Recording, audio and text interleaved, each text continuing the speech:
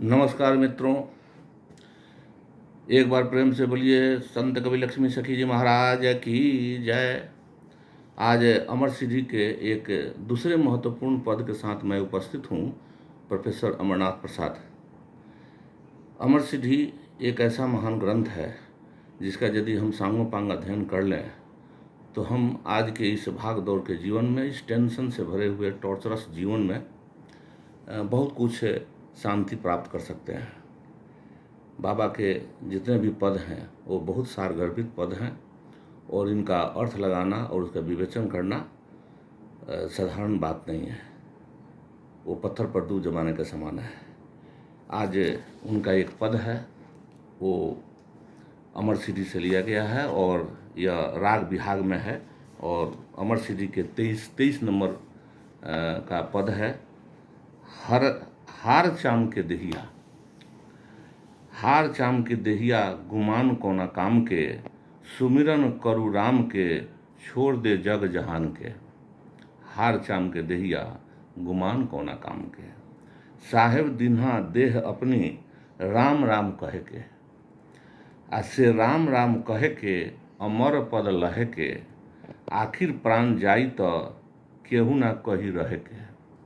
आखिर प्राण जाई तो केहू ना कही रहे के, लकड़ी कफन तैयार बा अग्नि में दहे के। लकड़ी कफन तैयार बा अग्नि में दहे के, हार चाम के देहिया गुमान कोना काम के, सुमिरन करू राम के, छोड़ दे जग जहान के।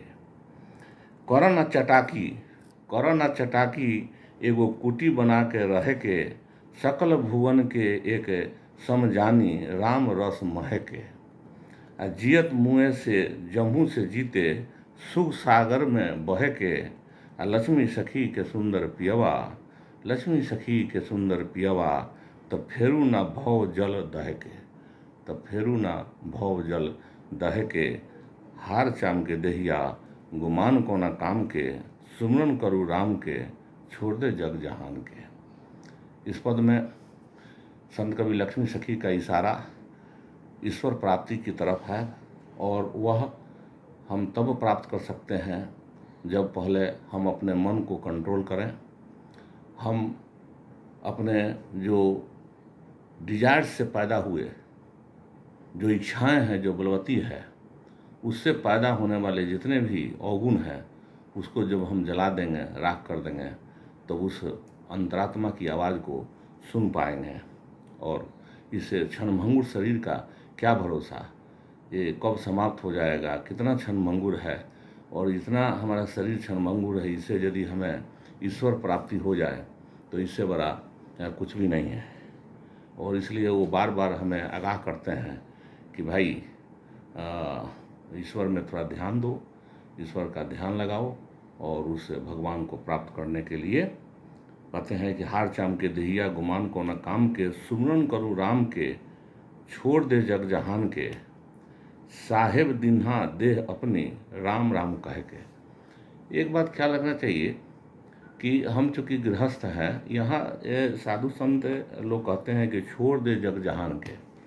तो इस जग जहान में रहते हुए ही हम उस परम सत्ता को प्राप्त कर सकते हैं। कैसे?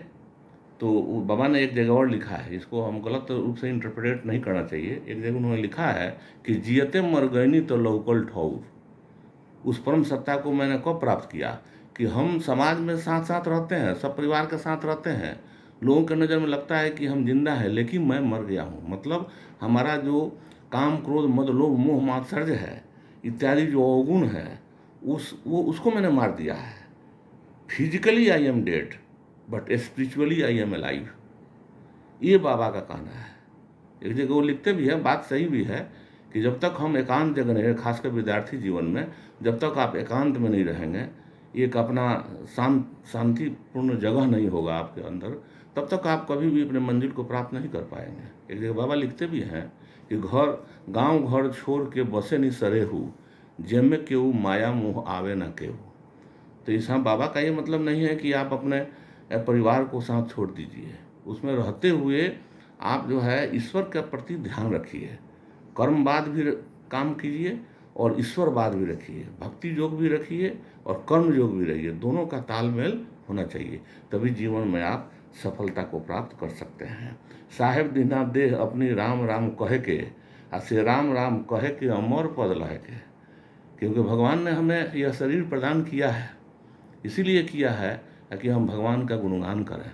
हमें ओठ दिया है, हमें जुबा दिया है अच्छी अच्छी बातों को बोलने के लिए, कान दिया है अच्छी अच्छी बातों को सुनने के लिए, आँख दिया है अच्छे अच्छे चीज़ों को दर्शन करने के लिए। तो इसलिए राम राम कहे के अमर पद लहे के, आखिर प्राण जाई तो केहू ना कही रहे के। कितना मुझे लाइन है, देखिए प्राण जब जाने लगेगा, जम्मू आ जाएगा, तब वहाँ जो है किसी को टालने से नहीं टलेगा। तो आखिर प्राण जाई तो केहू ना कही रहे के, लकड़ी कफन तैयार बा अग्नि में दहे के। अब करो ना चटाकी, भोजपुरी का शब्द है, ज़्यादा चटाकी मत करो, मत ज़्यादा होशियार मत बनो, इसका मतलब है ज़्यादा चालाक मत बनो। करो ना चटाकी एगो कुटी बना कर रहे के, सकल भुवन के एक सम जानी राम रस महके। सकल भुवन की एक, क्या बढ़िया लाइन है, मैंने पूरा भुवन में जितने भी चीज़ हैं, जीव जीव अजीव जो भी है ना, नश्वर है, जीव है, जो भी सजीव निर्जीव, हर चीज़ को एक रस में आप देखिए, राममय देखिए। और हर पदार्थ में राम, जैसे भक्त प्रहलाद ने देखा, हम में तुम में खरग खम में घट घट व्यापे राम। तो और तो कहते हैं सकल भुवन के एक सम जानी राम रस महके। क्या बढ़िया है, ये दूध है और दही है, और दही में से मह कर मैंने मुख्य रूप से उसके घृत निकाल लेना है, और वो घृत का नाम क्या है, राम का नाम है। कितनी बढ़िया बात, यहाँ उपमा का प्रयोग कवि ने किया है। इसलिए संत कवि लक्ष्मी सखी जी महाराज केवल संत ही नहीं, महान कवि थे। काव्य के गुण हैं उनके अंदर, उनकी हर रचनाओं में काव्यगत बातें कही गई है, काव्य के धागे में बुनकर व्यक्त की गई है। और किसी भी वो बड़े कवि से कम नहीं है।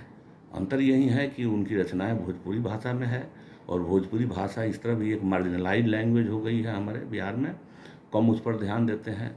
बड़ी बड़ी रचनाएं, बड़े बड़े ग्रंथ मठों में जाकर छिपे हुए हैं, उनको खोजने की ज़रूरत है, उन पदों पर विवेचन करने की ज़रूरत है। जियते मुँह से जम्मू से जीते, सुख सागर में बहे के, देखिए है ना, मतलब जिंदा रहते हुए भी लगे कि हम मरे हुए हैं। तो इसका मतलब ये हुआ, मरना का ये अर्थ है, यहाँ फिगरेटिव लैंग्वेज है, ये कोनोटेटिव लैंग्वेज है। मरना का मतलब ये है कि हमारे अंदर जो बॉडी से उत्पन्न हुआ जो प्लेजर है, आनंद है, उसको हमने मार दिया। तो राम रस महके, जियत मुँह से जम्मू से जीते, सुख सागर में बहके। जमराज से जीत जाना है और सुख सागर की नदियाँ में बहते हुए जाना है, और भगवान से फिर मिलना है। लक्ष्मी सखी के सुंदर पियावा, जैसे मीराबाई हर पद में कहती हैं, है ना, तो मीरा के प्रभु गिरधर नागर। और कबीरदास कहते हैं कि कहत कबीर सुनो भाई संतो।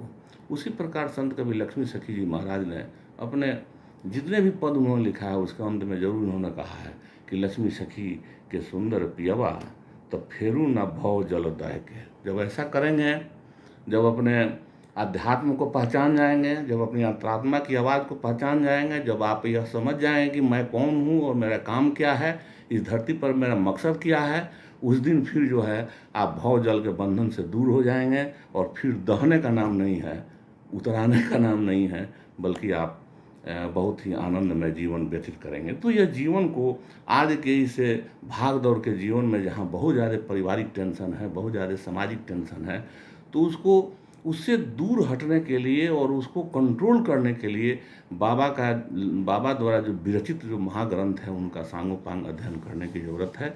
फिर अगले वीडियो के साथ उपस्थित होंगे। तो एक बार फिर आप सब लोग एक बार मेरे साथ बोलिए, संत कवि लक्ष्मी सखी जी महाराज की जय। धन्यवाद।